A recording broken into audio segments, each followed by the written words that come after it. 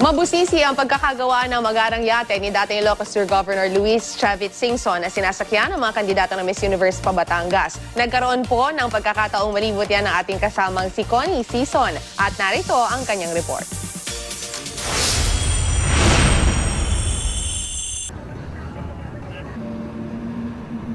Dito sa magarang 145-footer triple-decker Alpha Marina yating ito sasakay, papunta sa Batangas ang mga kandidata ng Miss Universe 2016. Sa bungad pa lamang, mapapawaw ka na sa ganda ng mga materyales na ginamit dito. Nandito na po tayo ngayon sa loob ng MY Happy Life, ang yate na sasakyan ng mga kandidata ng 65th Miss Universe. At dahil sa napakaselan po nitong yate na ito, ang lahat ay nire-require na magtanggal ng kanilang mga sapatos para maprotektahan ang pinaka-flooring loob at labas ng yate. At makikita ho natin sa paligid pa lamang talagang ito hong yate na ito, hindi matatawaran ang ganda. Dahil na rin, syempre, hindi naman to mura. Kumbaga, ito ho ay nagkakahalaga ng $12 million lang naman. Kaya pasukin na po natin.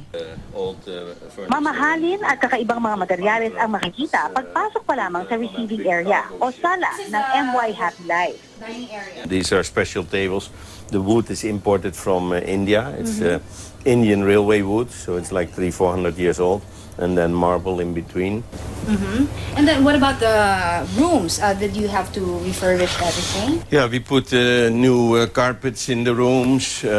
We did the flooring because some of the wood was a little bit cracked because of the transportation.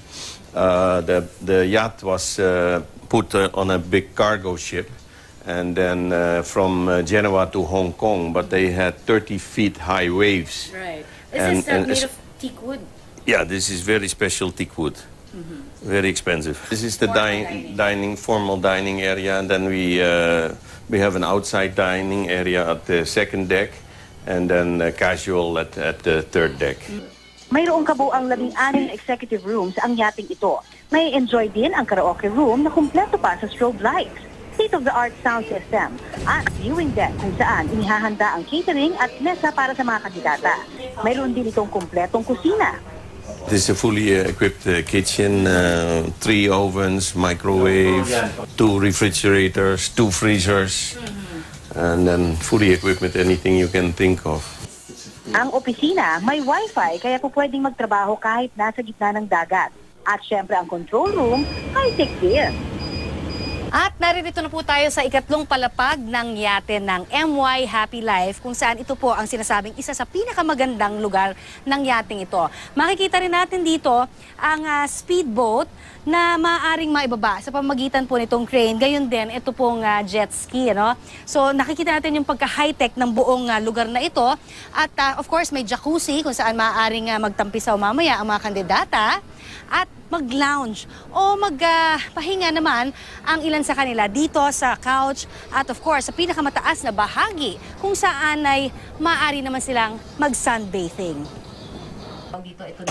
May kapasidad ang yating ito na 200 pero sa ngayon, nilimitahan lamang ang mga sasakay sa 75 katao. Captain. Nagkakahalaga ang yating ito ng $12 million o katumbas ng halos 600 milyong piso.